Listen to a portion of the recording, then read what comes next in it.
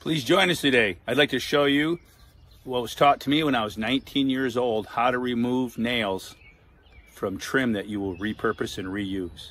So please join us at Keep It a Secret Home and Garden. Keep it a secret, but go tell a friend. Yeah, I just installed a front door that I picked up off a job.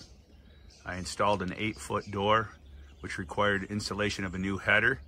And I picked up this door for $100. The hardware alone there would probably cost you nearly that. So anyways, beautiful door. It's 25 years old, but hey, it's got a few more miles to it. Recycle, repurpose. Why send it to a landfill? Now the tip for the day, Bubba's home fix-it tip for the day, is pulling off the old trim. This is some old farmhouse trim.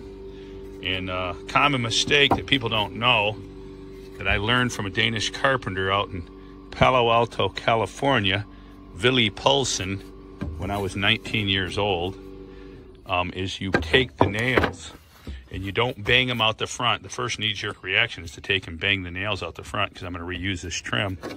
What you do is you take some side cutters and you pull the nails out the back side, which requires 2 hands.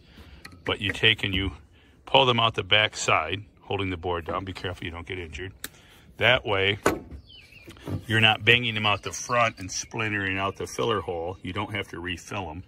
You can leave them, and you pull them out the backside. So that's tip for the day. Some of you may have already known that. Many of you probably not. But leave a comment and join us at Keep It a Secret Home and Garden. We're gonna have lots of beautiful, beautiful sunrises, giant pumpkins. Look at this walnut tree. This walnut tree is probably goes back to the Civil War. This baby's old. I bet you it's a 150-year-old walnut tree. What do you think?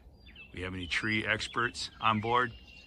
Remember, keep it a secret, but go tell a friend.